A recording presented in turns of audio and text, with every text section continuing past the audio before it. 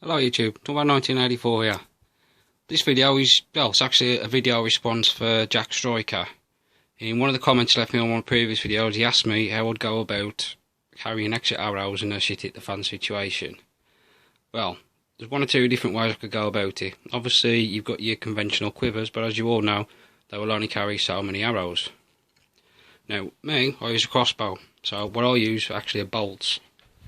So to start off with,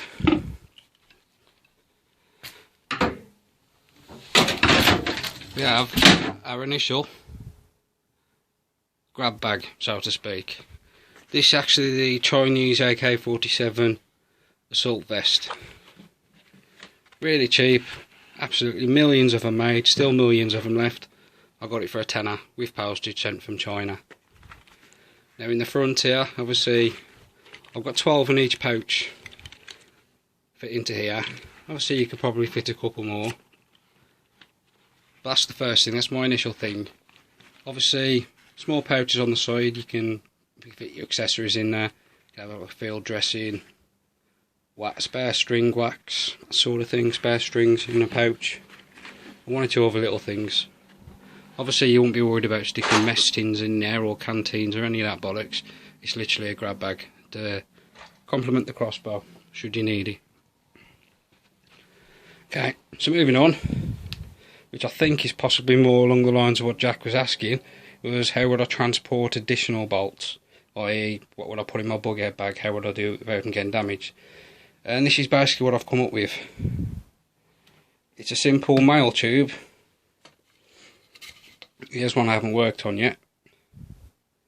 And what I'll do, obviously I'll measure the length of my bolts, which are all 12 inch. I'll never go above 12 inch.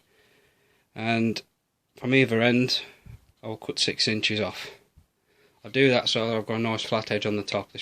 You'll understand that. So I'll cut that off, then that leaves me with the middle section. What I'll do with the middle section then is I'll cut it in half. Again, I'll show you now why I do that. Okay, so let's take a close look what we have here. So that middle piece of the tube which we've cut in half, we can now fold in on itself and it'll fit inside the larger tube. Nice and simple. On the top of that larger tube, I'll make a disc like so. This is one I haven't cut out yet. And that's what will hold my arrows in place. And I will glue that onto the top of this piece of tube here. Reason for that is it just stops the arrows moving about. Stops the position moving and it stops all the flights getting creased and folded up on one another. Obviously in the bottom of the tube, all I've done is I've used a piece of polystyrene, just cut a disc out, glued it into the bottom. Idea being, you push the bolt in, push it down a little bit so you get a click, and it holds in the polystyrene. That stops these moving about. So there's no rattling, no moving, nothing like that. Now this particular tube holds 10. Depending on the size of the tube you go for, or if you wanted to make a big one, you could obviously hold more. Really nice and simple. Obviously the ends have got the caps. Like I say, these are postal tubes for sending documents and posters and that sort of thing. I had a quick look on eBay. Obviously I've got some of these from previous projects, but I had a quick look on eBay and I think it was £15 for 20 of these, and that includes the white end caps in the bottom. Obviously I've just used tape to go over the top. Again on the outside, just use a bit of brown duct tape, nice and simple, makes it a little bit weather resistant. But again, that tube in the middle makes this tube a lot stronger.